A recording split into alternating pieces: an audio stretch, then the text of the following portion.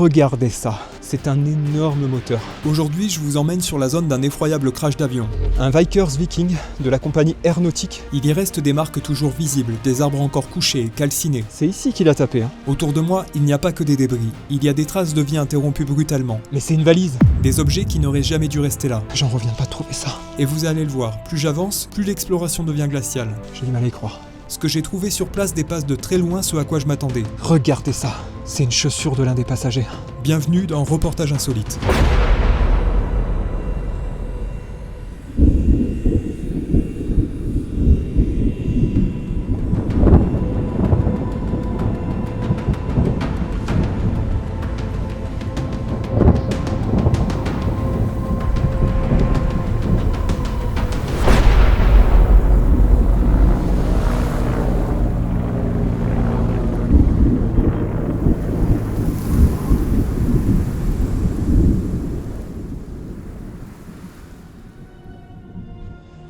Après mon reportage sur le crash d'un avion Douglas DC-4, je vous emmène sur la zone de crash d'un autre avion, un Vickers Viking de la compagnie Aeronautique, qui partait de Gatwick, en Angleterre, à destination de Perpignan, un petit peu comme le Douglas finalement, et qui s'est crashé ici, le 12 septembre 1963, vers minuit 30, sachant que d'après le rapport d'enquête, toutes les montres des passagers se sont arrêtées précisément à minuit 32.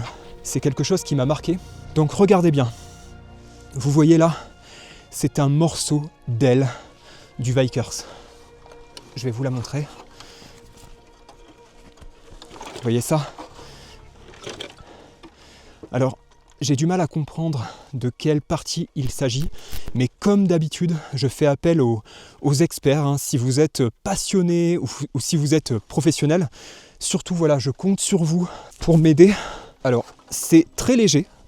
Pourquoi ? Parce que c'est de l'aluminium aéronautique.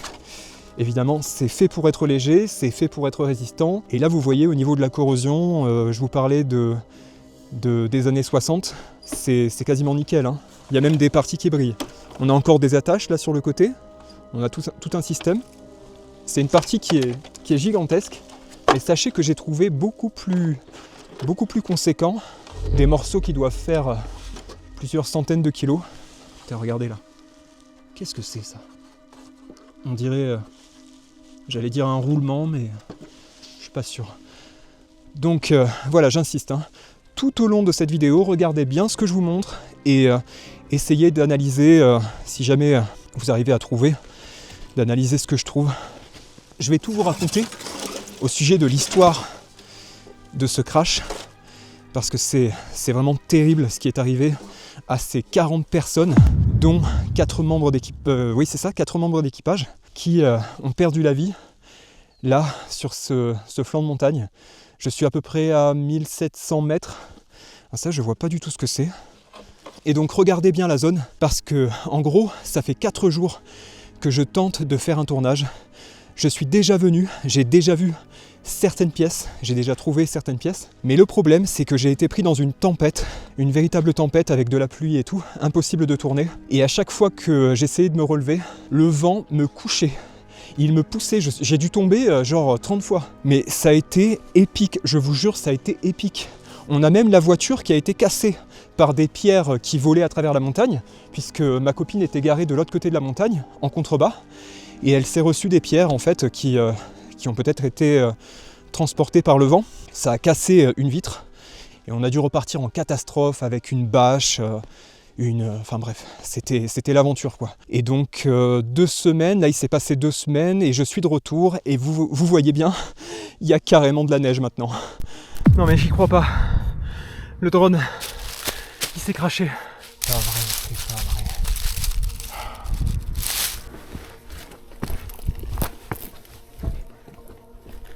Pour l'instant, j'ai rien trouvé. Le GPS ne fonctionne plus. Il n'y a même pas moyen de passer un appel. Là, je dois être à près de 3000 mètres et aucune trace de l'avion. Je morfle comme rarement en fait. Là, il y a des rafales de vent et de pluie. J'ai toujours rien trouvé, mais je crois que je suis sur la bonne voie en fait. Donc j'ai pas envie d'abandonner. Par contre là il y a un problème, c'est que la vitre arrière de la voiture a explosé apparemment. C'est ma copine qui vient de me tenir au courant, donc là je redescends la montagne. Putain, il y a une pierre qui vient de péter. le coffre. J'attendais Adrien et forcément ma vitre arrière a pété. Donc je fais avec les moyens du bord. Il me restait ça dans le coffre et un peu de scotch. Parce que là, comment vous dire qu'on est très haut. Donc j'ai pas de Bricorama ou de je sais pas quel magasin à proximité. Donc c'est un peu la galère. Du coup on va rester une nuit de plus. Et puis voilà, je vais continuer de fixer ça. Et voilà, et je vais continuer de rechercher ce que je cherche demain. Demain, je vais chercher encore. Oh là là, mais qu'est-ce que j'aurais trimé. Plus tard, je vous raconterai ça, il y aura peut-être ces images. Et j'espère que la vidéo sera faite, quoi.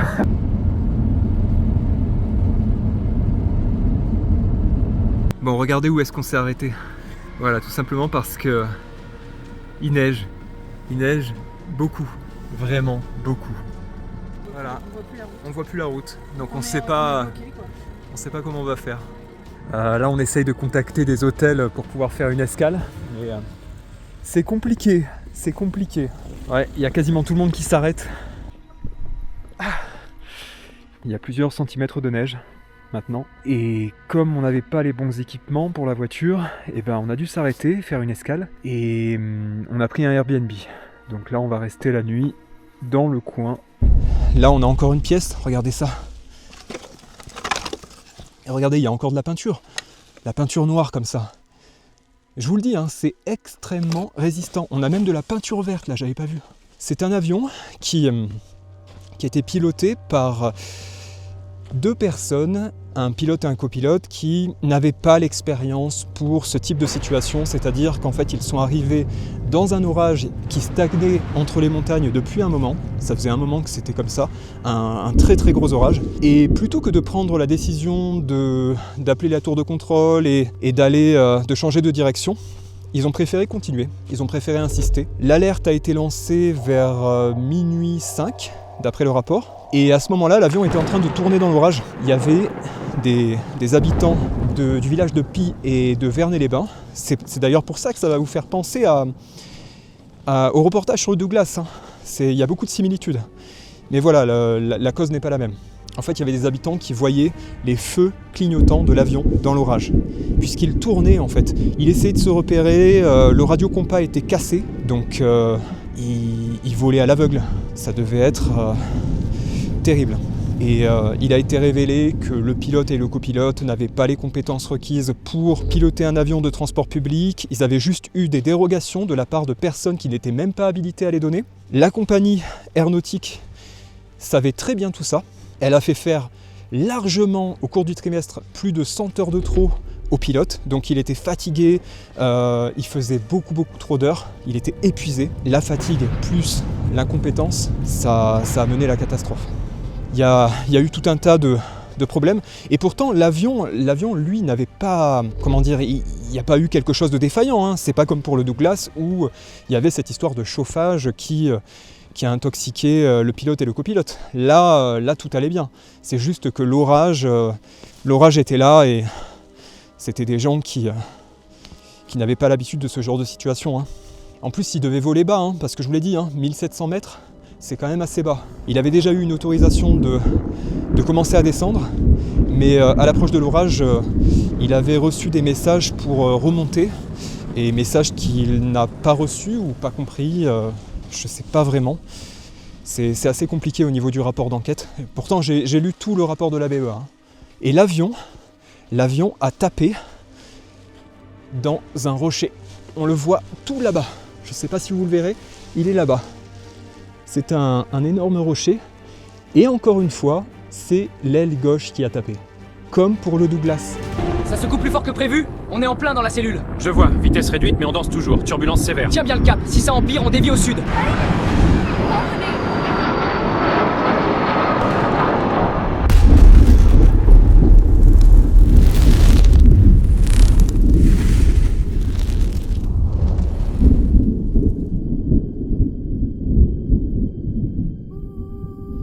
Moi qui ai appris les 2 histoires en même temps, ça m'a troublé.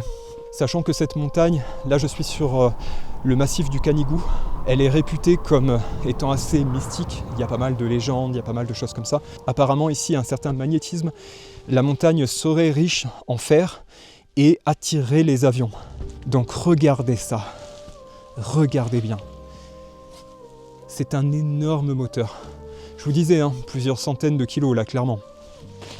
On peut voir certaines parties. Là, ça a l'air d'être un amas de tôle. Et je vais me mettre en quête quand même de références. Si je trouve des numéros, des choses comme ça, je les prendrai en photo. Oula, il y a quelque chose là. Non mais c'est sûr que je vais tomber sur des choses que j'ai pas encore vues.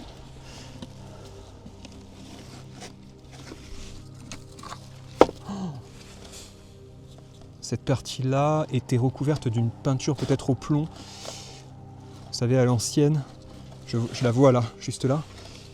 Et comme l'avion a tapé son aile gauche dans le rocher, il est très très vite descendu sur la montagne. Et d'après le rapport, il a comme rebondi par ici, là juste là où je me trouve. D'ailleurs, vous voyez tous ces arbres couchés, bon, ça m'étonnerait que ça ait un rapport. Hein. Ça m'étonnerait que ce soit... Ouais, non, c'est quand même pas là depuis les années 60, ça m'étonnerait. Mais toujours est-il qu'il a comme rebondi et il est resté en équilibre là-haut avant de retomber de ce côté-là, ce qui fait qu'on retrouve des parties des deux côtés. Il y a un moteur qui est parti de l'autre côté, mais je ne l'ai pas encore trouvé. Je l'ai juste vu dans le rapport. Alors là, j'essaye d'identifier avec vous. Vous voyez ce truc-là? C'est effrayant, mais il y a quelque chose de... Enfin, c'est très intriguant, voilà, c'est très très intriguant. Et je peux vous dire que plus je commence à réaliser ce genre de reportage, plus malheureusement, hein, j'ai une certaine peur de l'avion. Faut le dire, hein, parce que quand vous lisez de tels récits, ça je vois pas trop ce que c'est, mais encore une fois je le filme bien pour vous, je prends le temps. Alors je vais essayer de me repérer, je vois quelque chose là devant moi. Qu'est-ce que c'est? Encore un truc que j'ai pas vu. Ouais, c'est coincé. Et on voit, c'est encore une partie métallique en aluminium avec des rivets qu'on voit là. C'est un lieu qui est très très difficile d'accès et c'est d'ailleurs pourquoi à l'époque ils ont eu un mal fou à localiser l'appareil. Il a quand même brûlé toute la nuit. Hein. Je vous l'ai dit, il s'est craché vers minuit 30 et il a été retrouvé vers 10h le lendemain. C'est assez terrible. Il y avait quand même 17 corps carbonisés autour de l'appareil. Sachant qu'il y a encore un détail très très particulier, il faut le savoir, c'est un avion qui était sur demande. Donc c'est certainement un groupe d'amis ou des membres d'une même famille qui étaient dans cet avion et qui voulaient tout simplement voyager. Ils voulaient voyager ensemble. C'est un avion qui a été réservé. Et ça c'est quand même assez terrible. Hein. C'était que des Anglais.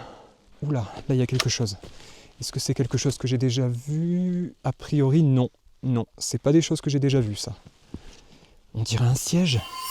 Arrête. Non, arrêtez. On dirait un siège. J'hallucine. C'est pas possible. Incroyable. Oula. Non, je sais pas ce que c'est. Regardez ça, il y a encore de la couleur. Hein. Non, je vois pas ce que c'est. Il y a comme des arceaux. Ah, mais attendez, mais si, c'est un siège. Oh, regardez, il y a la ceinture qui est là. Désolé, mais c'est incroyable. Il y a la ceinture qui est là. Regardez ça. J'en reviens pas. Non, mais là, j'en reviens pas. Hein. Je m'y attendais pas du tout. Elle se désagrège. Mais oui, c'est un bout de ceinture. Regardez, il y a l'autre partie qui est là. Et je me disais bien que ça ressemblait à un siège. J'en reviens pas de tomber là-dessus. J'en reviens pas. Ça devait être les accoudoirs. Mais oui, les accoudoirs qui étaient là.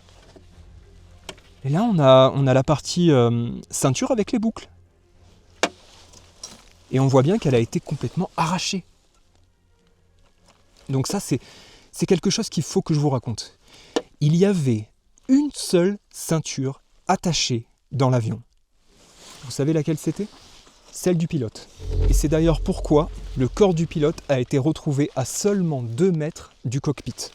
2 mètres, c'est rien pour un crash d'avion qui, d'ailleurs, était quasiment à sa toute puissance lors de l'impact. C'est absolument rien 2 mètres. Il était attaché et je vous épargne les détails, mais c'est pour ça qu'en fait il s'est retrouvé juste à côté. La ceinture a été retrouvée attachée. Enfin, je vous jure, le fait de se replonger dans cette histoire, moi c'est des choses qui me touchent. Hein. C'est des choses qui me touchent. Je me mets à la place des gens. Ça a beau s'être passé dans les années 60, je me mets totalement à leur place. Hein. Et vous imaginez, donc aucune ceinture attachée dans l'avion, je sais pas comment c'est possible hein, quand même. Alors ça, c'est très intéressant, je l'avais pas vu, j'arrive pas du tout à la bouger. J'ai l'impression qu'elle s'est plantée dans la terre. Ah, attendez, je fais passer la caméra, regardez bien, parce que moi je peux pas vraiment voir. Qu'est-ce que c'est ça? Il y a un truc là, je vois de loin, on dirait un branchement, c'est pas un branchement? Que vous soyez pilote ou passionné, vraiment, je le répète, j'insiste. Je ne sais pas quelle partie de la vidéo vous regarderez, si jamais vous êtes juste de passage sur cette vidéo, vraiment j'insiste. S'il vous plaît, dites-moi ce que j'ai devant les yeux. En tout cas, il y a toujours cette couleur verte. Toujours cette couleur verte. Hein. Ça a tenu. Hein. Depuis, je vous ai dit, 63. C'est quand même étonnant que tout n'ait pas été ramassé. Hein. Ils ont dû récupérer l'essentiel et notamment les hélices, parce que vous savez, il y a eu un rapport sur les hélices, sur l'état des hélices, ce qui a prouvé que l'avion était à plus de 200 km/h, parce que les pales des hélices étaient particulièrement tordues. Ça a été étudié, donc il était quasiment à pleine puissance. Le point GPS qui est sur le rapport de la BEA, c'est pas le bon. C'est pas le bon. Ce qui fait que ça m'a mené sur un autre versant de montagne. Il y a un problème de point GPS. Le point GPS également de la page Wikipédia de ce crash, parce qu'il y a une page Wikipédia, n'est pas le bon. Alors là, ça m'a carrément mené sur une crête. Je me suis retrouvé à 2500 mètres, sur une crête extrêmement escarpée, avec des rochers tranchants, et j'ai morflé.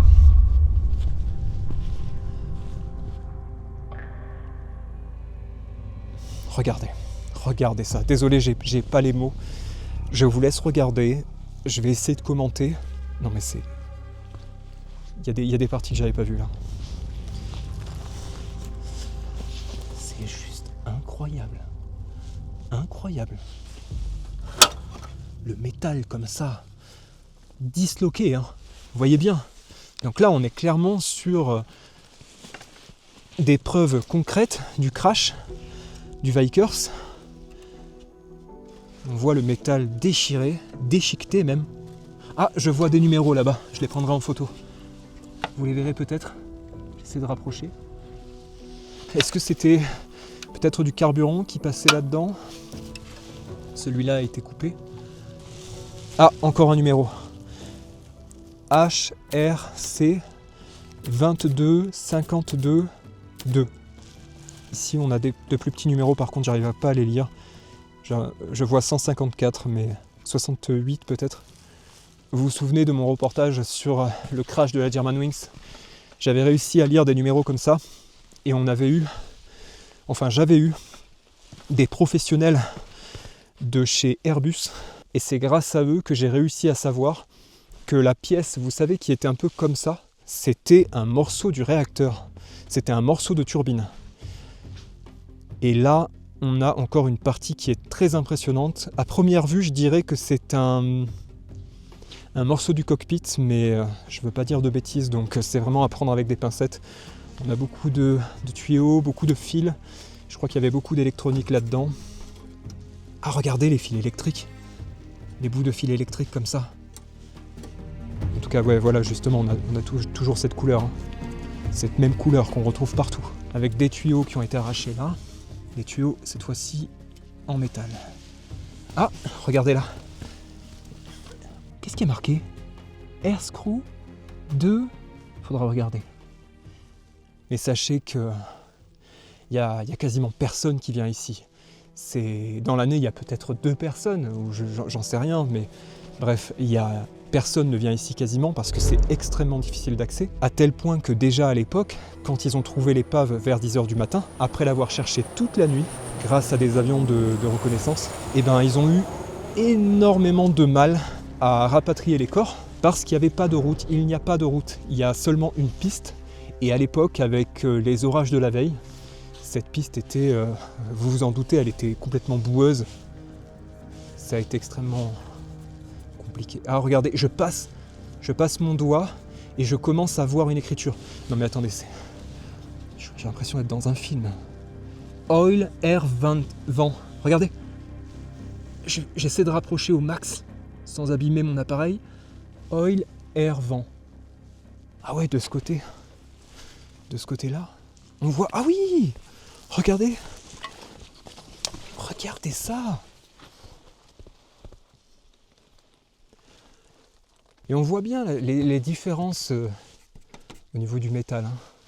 Là encore une écriture. Il va falloir que je fasse un travail là-dessus. Je vais tout prendre en photo et je vais essayer de me renseigner pour pouvoir ensuite sur les réseaux sociaux vous donner des détails, vous poster les photos. Surtout, hein, suivez-moi sur Facebook, Instagram, parce que c'est là où je suis le plus actif. Je tiens au courant des futurs projets et je poste les photos des découvertes.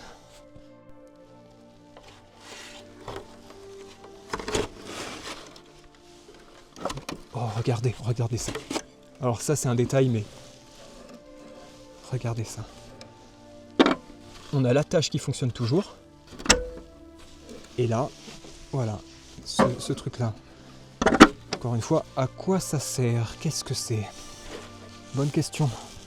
Et là, un système peut-être lié au carburant. Ah oui, je peux le soulever. Regardez bien. Sorte de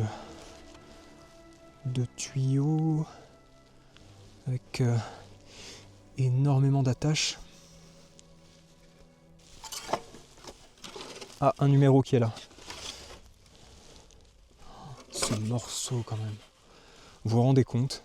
Pour que dans ma main je puisse tenir un morceau aussi déchiré que ça, c'est que le choc a été extrêmement violent. Ce qui fait que l'avion a tapé contre des rochers, mais aussi contre des sapins. Dans le rapport d'enquête, il est marqué que l'avion a coupé la tête de plusieurs sapins. C'est marqué ça. Ils disent précisément, il a étêté plusieurs sapins. Ah oui, là, je suis vraiment... j'avais pas vu, mais... En fait, je suis vraiment sur le flanc de la montagne, là, comme ça. Après, ça descend complètement. Il y a peut-être des morceaux qui sont tout en bas. Regardez bien. Il y a un énorme mur de pierre, à tel point qu'on se demande si comment des humains ont réussi à faire un truc pareil, dans un endroit aussi isolé. Et au-dessus, on a le fameux roc sur lequel l'avion a tapé.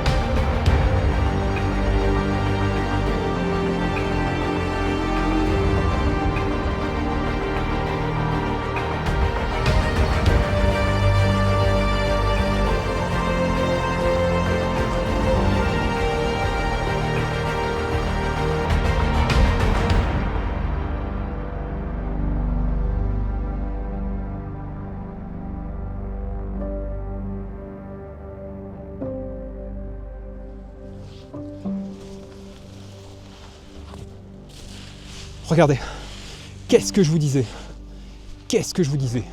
Non mais c'est incroyable. J'ai un don, c'est pas possible. Qu'est-ce que c'est?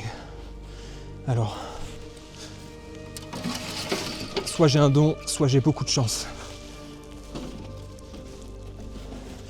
On dirait... Non, je vois pas ce que ça peut être. Je vois pas trop. Il n'y a pas des écritures. Si, là, il y a de petits 42-17. Et après F81, 42. Et ouais, c'est invisible, c'est illisible. Je suis désolé. Oh, bah, c'est quoi ça? Attendez, je vais passer ma main. Regardez, je peux... On dirait une trappe. Je peux presque l'ouvrir. C'est quand même assez gros, hein. Là, toutes les personnes, la totalité des personnes, 40, sont décédées sur le coup, hein, sur le choc. En plus, à l'époque, c'était une série noire. Parce que c'était dans les années 60. Il y avait une dizaine de crashs, quasiment les uns après les autres. Là, dans ces montagnes, un petit peu partout. Énorme débris, juste devant moi. Encore de la peinture. Je vois pas ce que c'est.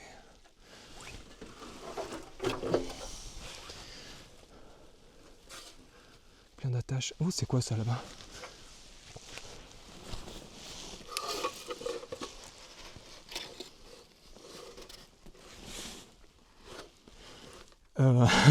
Attendez, c'est quoi ça? Parce qu'on dirait un morceau de scotch. Oh, c'est lourd. Vous voyez ça?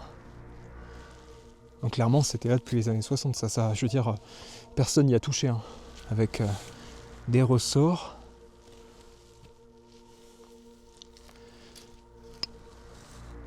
C'est fou.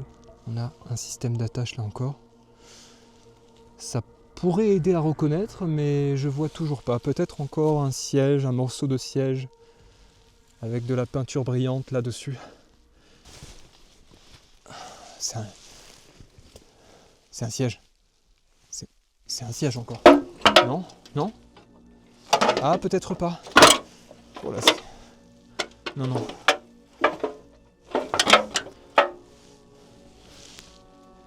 Plein d'arceaux comme ça. Et ces espèces de cylindres. Ah ben là on en a un autre. Et d'ailleurs ça ressemble à ce que j'ai trouvé tout à l'heure. Il y avait un truc qui ressemblait tout à l'heure. Des cylindres comme ça. Qu'est-ce que ça peut être? On dirait que ça s'est même déroulé. Encore une fois le métal a été brisé. C'est troublant. C'est troublant quand même. Je crois que je viens de trouver quelque chose par terre là. Qu'est-ce que c'est? Ça je l'ai jamais vu. On dirait qu'il y a comme des broches. J'ai jamais vu un truc pareil. Apparemment c'est bien pris dans la terre. Hein. Il y a un numéro là. 015 009 ISS. Avec des attaches comme ça. Là il y a un coin. C'est peut-être un indice sur ce que c'est. Je n'arrive pas à déterminer.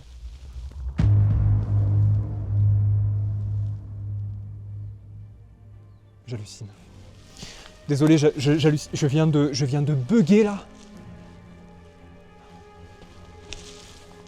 Il y a un truc qui est devant moi. Là. Ça ressemble au... Mais oui, c'est le même. Qu'est-ce que c'est? C'est pas un chauffage? Et à côté, il y a encore...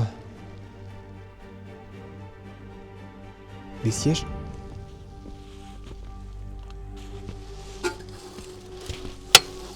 C'est des sièges. C'est des sièges.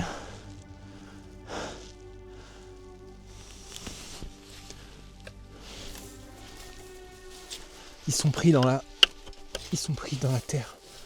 Il y en a deux là. Regardez. Ils sont côte à côte. J'en reviens pas de trouver ça.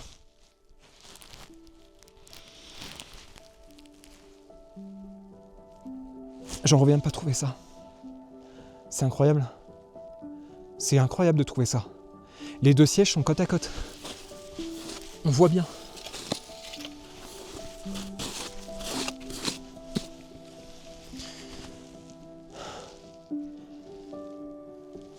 C'est fou. Et vous voyez, à l'époque, hein, il y avait évidemment beaucoup moins de plastique. Quasiment toute l'armature était en métal. Avec même le dossier, il devait y avoir de la mousse par-dessus. Et ça a dû se désagréger. Évidemment, ça a dû partir. Sachant que l'avion, de toute façon, a brûlé. C'était extrêmement solide. Et d'ailleurs, ça a été l'une des choses auxquelles j'ai pensé par rapport à cet avion-là en particulier, puisque c'était un Vickers Viking et c'est un dérivé d'un autre avion, un avion de guerre. Un avion de guerre qui...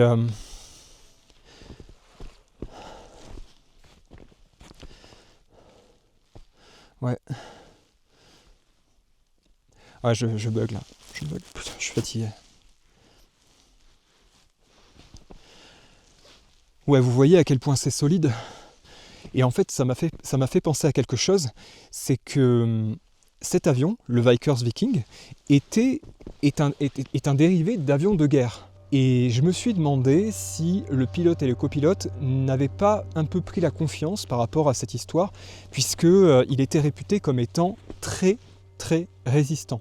Évidemment pas résistant au crash, mais le fait d'être allé dans un orage, d'avoir insisté, tout ça, je me suis demandé si ça n'a pas un peu joué. Peut-être que le passé de cet avion a joué dans le jugement des gens qui le pilotaient, quoi.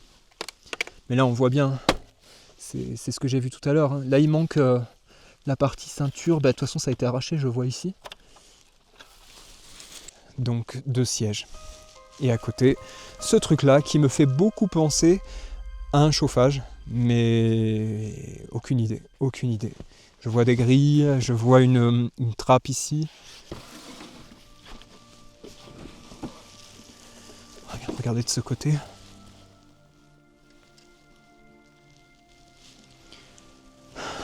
Ouais, difficile à savoir. J'en reviens pas. Je vous avais dit, hein, on est sur la zone de crash, et vous voyez tous les arbres qui sont couchés. Est-ce qu'il y aurait une corrélation? Je sais pas du tout. Hein. Là, il y a quelque chose ici.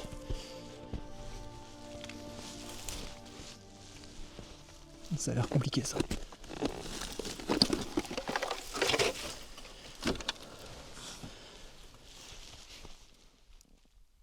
C'était orange ou rouge, avec une poignée. Ah, peut-être une caisse. On dirait une caisse. On dirait vraiment... Mais c'est une valise. C'est une valise, regardez. Vous voyez? Il y a les côtés là, comme ça. Et ici, il y a la charnière. La charnière de la valise. C'est une valise en fer. C'est ça.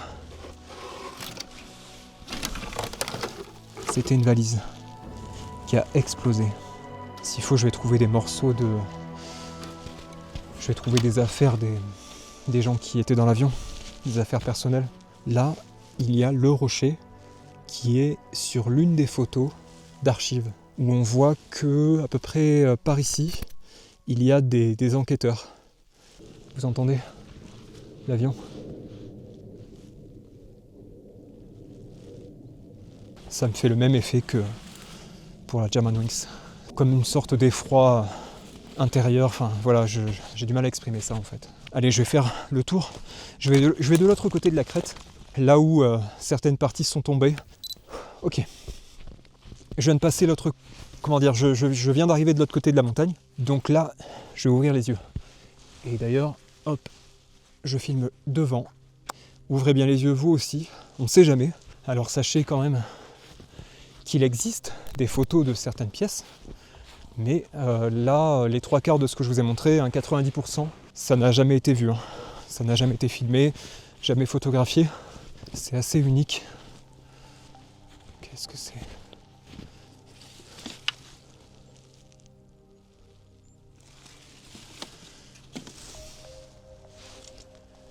Ah ! Regardez ça. C'est presque un bouton ce truc là. Et là il y avait comme un fil électrique sur le côté. Et toujours de la peinture, hein, toujours la même. Peinture verte qui revient systématiquement. Oui. Oui, là-bas.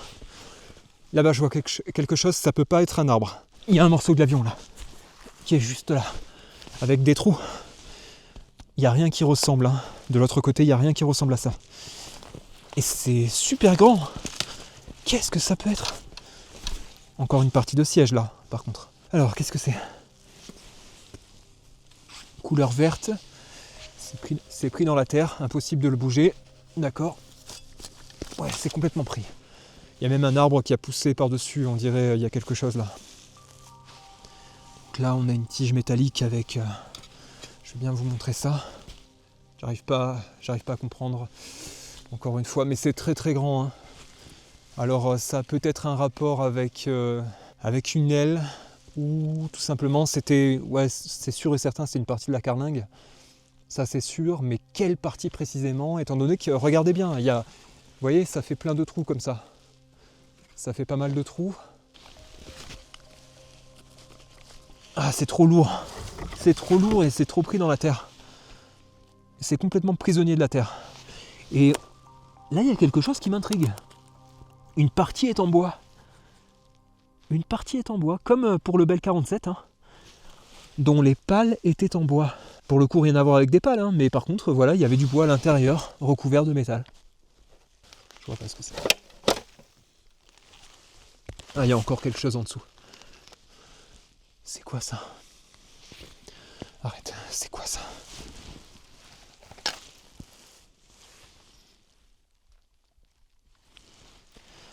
Attendez, j'ai du mal à y croire. J'ai du mal à... Ouais, c'est bon. Là, j'ai cru que ça avait coupé. Regardez ça. Regardez ça. C'est une chaussure de l'un des passagers. C'est une chaussure de l'un des passagers, là. Non mais attendez, je vous dis... Non mais c'est clairement... J'ai même pas envie de prendre de pincettes, vous savez pourquoi? Avec ça, vous montez pas ici.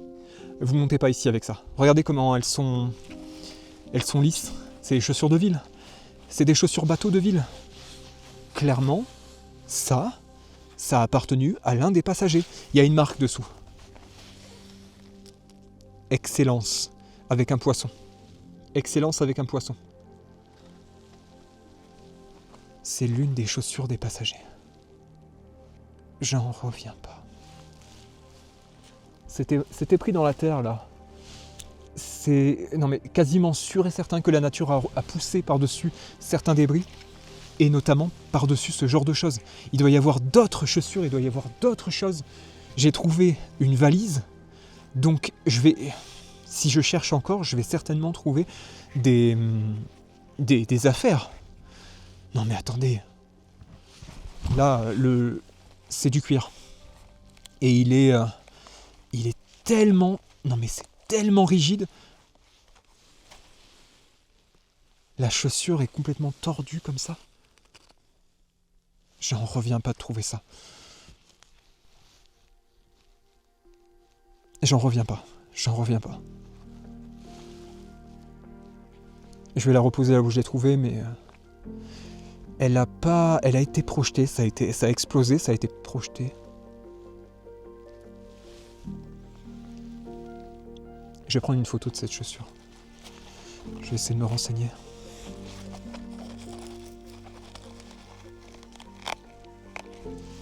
C'est des racines. Ok. Ah d'accord, c'est la semelle. D'accord, je repose ça. Je la remets là où je l'ai trouvée. C'était là, comme ça. C'était pris dans la terre, là, vous voyez, il y a un trou. Elle était comme ça, prise dans la terre. C'est surprenant. Hein.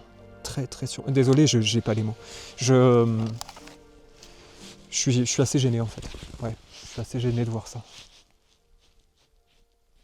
En même temps, ça témoigne de ce qui s'est passé. Hein. Je vais continuer de chercher avec vous. Et là, je me dirige vers le rocher. On va aller voir par là-bas. C'est sur ce rocher qu'il a tapé. C'est sur ce rocher qu'il a tapé. Donc, si je trouve quoi que ce soit, ce serait pas étonnant. Oula, mais il y a de ces... Vous voyez là? Il y a de ces trous. Désolé, je filme n'importe comment. Mais là, j'ai du mal. J'ai beaucoup de mal. Waouh, la vue est incroyable. Je vous montre ça.